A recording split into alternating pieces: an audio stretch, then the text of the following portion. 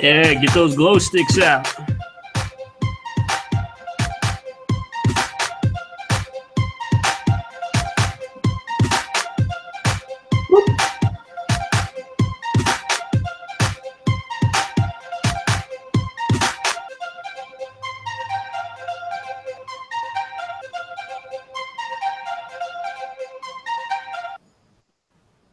Oh, it's what is it? It's September 24th, 2017. And of course, you're watching the TheCrusCast. You're live on YouTube along with. I'm Ian. Just Ian. You just say your name's Justine. What? I'm. That's what it sounds like. But it's just Ian.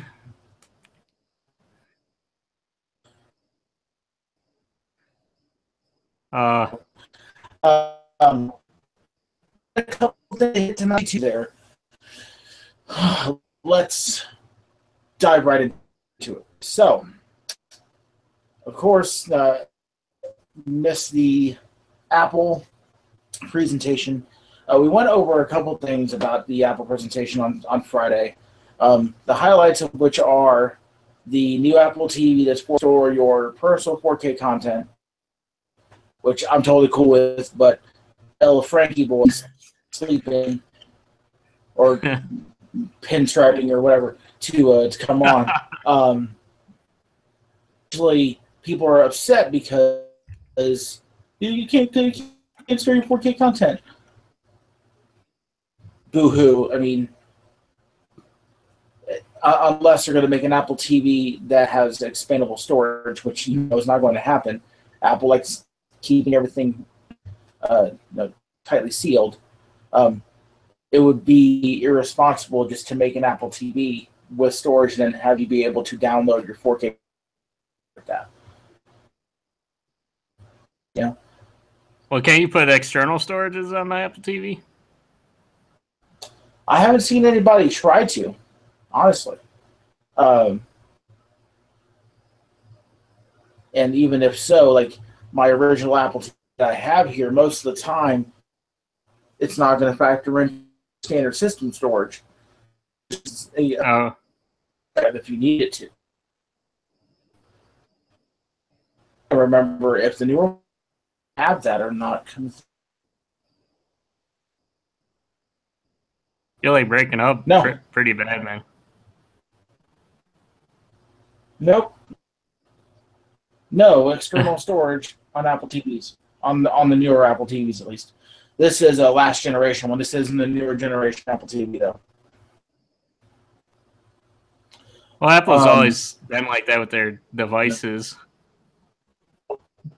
Yeah. I believe for good reason. You know, I've always seen different side of it because everyone's like, well, I want expandable storage and I want customization options and I want, and Apple's like, well, it doesn't fit the needs of the device. You know, the only thing that I don't agree with having everything sealed on are the Macs and the MacBooks specifically. You know, these are units that need to be repaired specifically from time to time.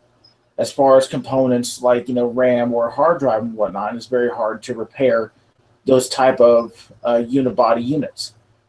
But you very seldomly will hear somebody, oh man, the chip in my Apple TV blew. How often do you hear that? You know what I mean? Right. And how much is the Apple TV? That'd probably be way more expensive to have a repair on that than the actual devices. Exactly. You know, especially for expanded storage. A lot of times it's someone like, say, if you're a really hardcore 4K content person and you're going to need terabytes. If you're that hardcore about having movies that pop in 4K, you're going to buy everything in 4K, aren't you?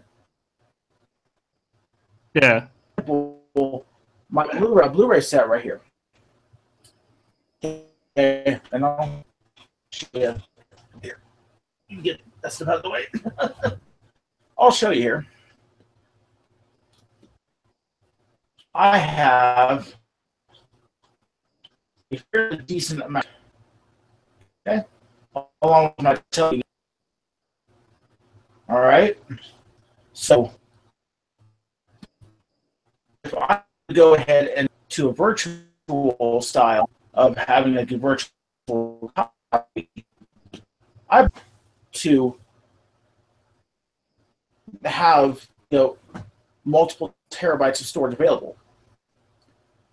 Apple TVs have never had that, even with high definition and full high definition 1080p. I haven't actually had anybody say anything about being able to have an on disc copy on their Apple TV. But maybe that's a question that needs to be answered. You know what I mean? But right. Well, the thing that the problem that I could see with it is many people probably can't even stream like very good quality, like without it skipping or whatever in 4K, and would maybe like to download it ahead of time, and then they could play it and delete it if it's too much space, And to that I say,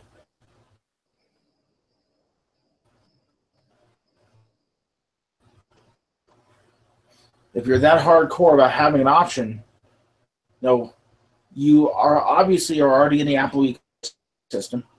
You obviously already know what it can do as far as 4K content goes.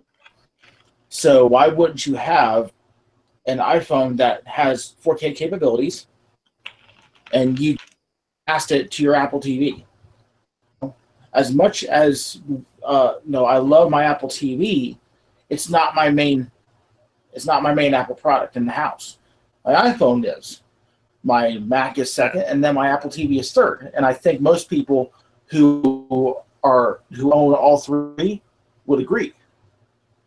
And even even going above that, my wife owns an iPad.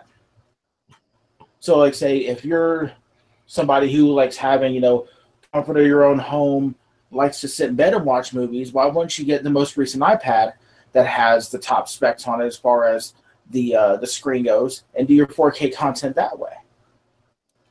I just mean like like bandwidth wise as far as your internet connection, because a lot of people only have I forget what percentage. There's still like a large percentage of people that's under like 10 megabits or whatever, Still like 20, 30%. Just a couple years ago, it was 40. Yeah. But I mean, you also have to realize that if you're walking into a situation where it's going to take you 6 hours to download 4K content in one movie, and I've heard stories of people who live in rural areas who can't get the type of service that you get inside of a city. Yeah, it's not available to them. They don't really have a choice. But it's a thing of how many people do you know who are going to willingly invest in something they can't really use? Yeah. If I can go, what's the best way to put this? When I first was looking into getting internet, a lot of my device choices were also based off of what power internet I could have. If I knew that my internet couldn't keep up with my media demands, I was less likely to purchase a device that was 100% spec'd out at the time. If I can't use it to its top potential because I'm limited no matter what I do, and that's even by shopping around, not a lot of people are going to dish out the money for the high dollar item. Some people, they see that as a waste of money. Yeah.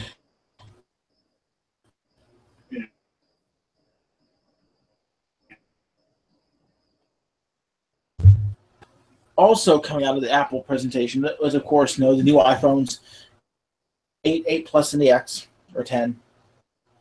I've heard more people call it the X, but well,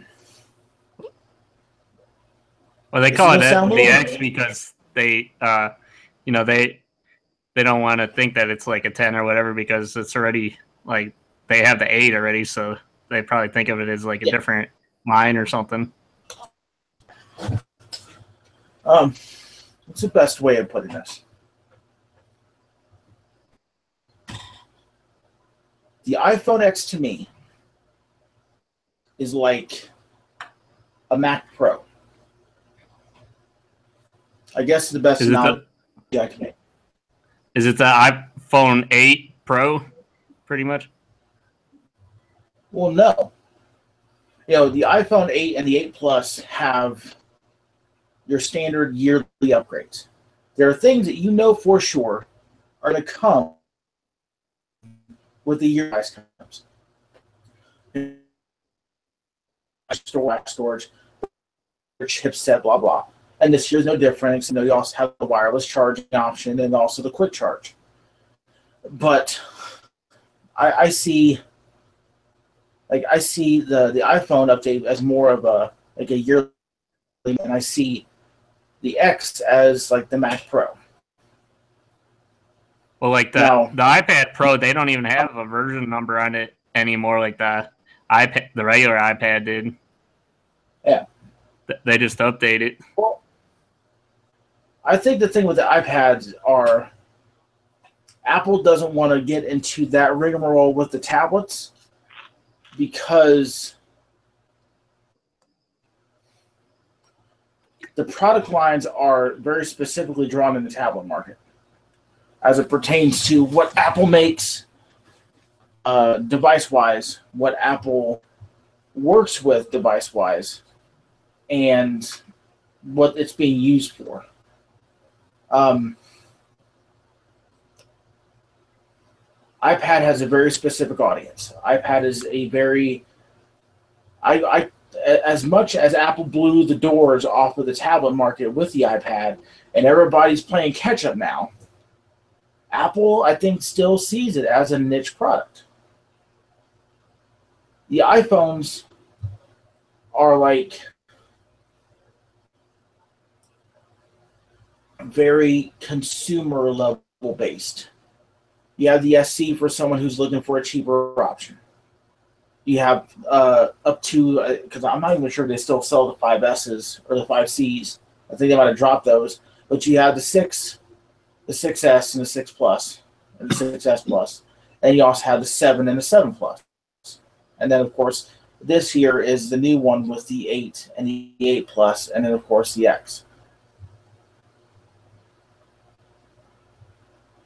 The consumer line has always been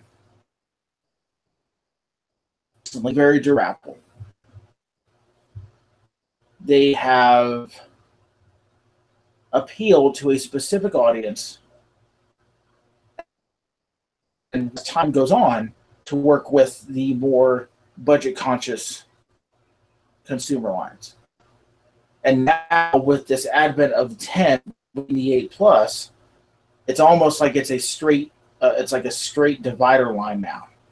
Because you have the SE, which Lord knows how long it's going to be supported for, but it still runs the 6 internals up to the X. So let's just say, for example, it's SE 6, excuse me, 6S, 6S Plus, and 7 Plus, 8 Plus, 10.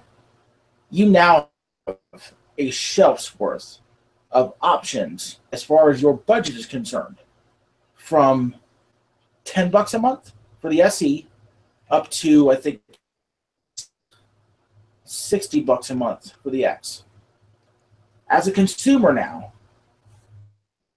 you have a wider gamut of choices as an Apple customer in age, size, features than ever before. Yeah. Okay. So much so now that when Apple is going to be making updates and whatnot, most likely next year you're going to see like the SE2 or something like that to probably take the place of the SE next year with like the 7 internals in it, I believe. Because the SE does it amazingly well. yes, it's considered an inferior product by Apple standards, but it still does the work. It still has a decent processor. It runs in the new OSs. And it's just a product that people tend to like because not everybody wants a big honking phone. You know, Apple is still serving the core audience while giving something to the new audience that wants the biggest, baddest thing ever to hit the market. Even though the X is actually smaller than the 8 Plus. So, yeah, but I heard with the X though, like it might be smaller, but they made the screen real estate larger, right? Somewhat. The notch is something that everybody's complaining, but nobody really started complaining about until a couple of bloggers started complaining about it. And then the internet's like, oh, wait a second. There's probably going to be software options for video, you know? So I don't think as a whole it's going to matter that much for as far as like screen real estate goes. That's something for you see tech bloggers to hash out in the end. And a regular person who's going to buy a phone really doesn't give a crap about screen real estate when you're talking about the massive OS differences that the X is going to present. And the face scan technology that all of a sudden people pined for and asked of Apple 3 years ago are now complaining that Apple's integrating with the X now. You know, I think the X is going to serve a specific market. I think people are complaining about not having a home button. And that's something that I don't personally agree with. I like having a home button, even if it's, I call it the faux button, because it's not really a button anymore. It's just a sensor. But, the MacBooks have that kind of technology underneath the mouse pad now. So I can understand still having the button, ID or any of that crap. If I ever get a X, which big maybe, it'd be one of the, you really got interest me in that with some other features. I understand price high, I really do. I'm not really 100 more than the 88 Plus. $1,000. And I say, that just drops that money. How many people does anybody know, except for people who work in Wall Street or CEOs who, I just happen to have that right in my back pocket here, and here's $1,000. A lot of the complaints I'm seeing from people are ridiculous. Honestly, truly ridiculous.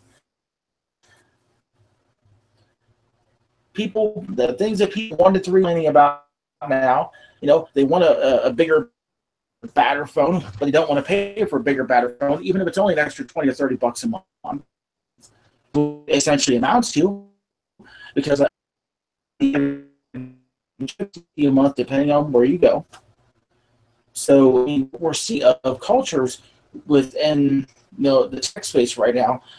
We're seeing a lot of whiners. A lot of people who are like, well, but I didn't want to give up the home button to get it. And then there's the other half that was like, well, if there's an iPhone X, why does the 88 Plus exist? It seems a little ridiculous to me.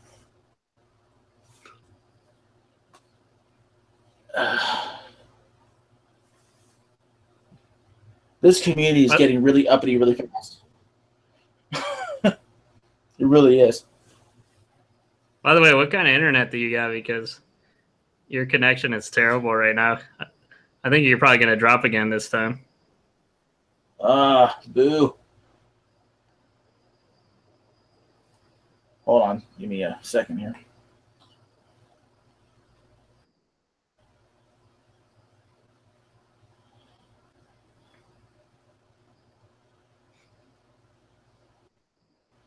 Um, I guess the only other thing is because my wife is also doing some streaming downstairs Oh, really? in 1080p. Unfortunately, it's a little bit different here. Although I'm gonna try something else real quick.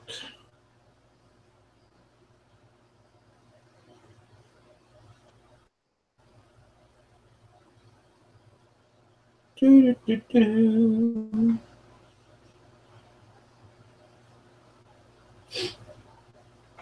But yeah, it's just unfortunate that we have a lot of people who are just complaining right now. Just so pissy over nothing.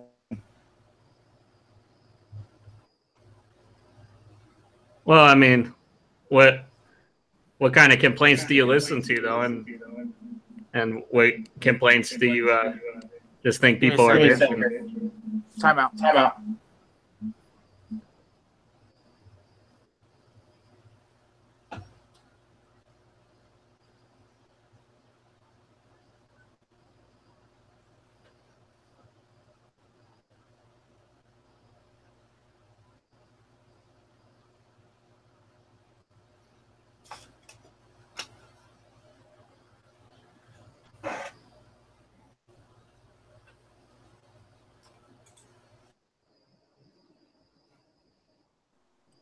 A little bit better? I think so. Hold on, give me a second. Sorry. I'm sorry. There we go. Is that better? A little bit, I think. We'll see. Alrighty. But I think right now the entire blogosphere is just so pissy with itself because of how it's just really it's the best word. Uh, our particular industry, being techies and whatnot, has become really just self-serving in the past 12 months. All we do is talk tech all the time and talk trash about tech and talk trashy trash about tech. And we're always like, complacent with mediocrity sometimes. When we get something like really good, we have no choice but to pick it apart because that's what we do. You know? And I caught myself doing that when they announced the new iPhones. I'm like, well, this isn't. Well, wait a second. No, I got a new phone, and this thing is the fastest thing I've ever owned in my life. Tons of sweet features, a lot of features that I have to get used to using, and now I'm going to complain about something that answers every single want for most of the general public, and now all of a sudden we don't like it. Well, I think a lot of people, it's hard for them to get used to change, and they're set in their ways. Like, they want something better, but they want it better into the way that they're used to it, I guess. Yeah. And that's just that's the saddest thing of all. Right now, at least, is that we're living in this kind of like gimme now type of world. It's gotten worse over the past like 2 years, I think, where it's just nothing but people complaining about, small stuff. Like, I actually watched a vlogger on YouTube. I'm not going to say his name, but he went on a 5-minute diatribe as to why wireless charging is the most important feature in a phone right now. Wireless charging, a feature that has, for most lower level or even the higher level phones, has been an option for the past 4 years and hasn't worked correctly for at least half that time. Something Well, like, that, like, I don't get how people are complaining about something as ridiculous as wireless charging, saying that it's a deal breaker. yeah, it does seem stupid to me, but I don't understand what you say about the wireless charging hasn't been working. Like, because yeah, that's been out for a while, so it really hasn't done that good, Yeah. huh? Well, the thing is that it's a massive power drain for some people. You know, having to mess around with something that can, if you have on the wireless charging, sometimes it doesn't work correctly or doesn't work at all. You could literally be right on the device. You're using up your battery while trying to charge it. Like Yeah. that's one thing. Number two Did is how hot it makes the phones. And oh yeah. also the price of that wireless charging for a lot of devices is so outlandish that it's pretty much not even worth your time because you're spending out so much more money on something that, in essence, in true fact, form, and fashion, has zero impact on your ability to use the phone. Right. That's what. It, Did you what? hear about Disney though? Like they're trying to do they developed this room with like a rod through it, um, and it has like a coil going in the rod or whatever, and Mm-hmm. they have these phones set up with the same kind of like coil in it to resonate with it. So whatever devices you have in the room will be able to wirelessly charge if you're in the room. And I mean, I guess that's okay, but that just like the whole idea of wireless charging, it makes me kind of concerned sometimes. Like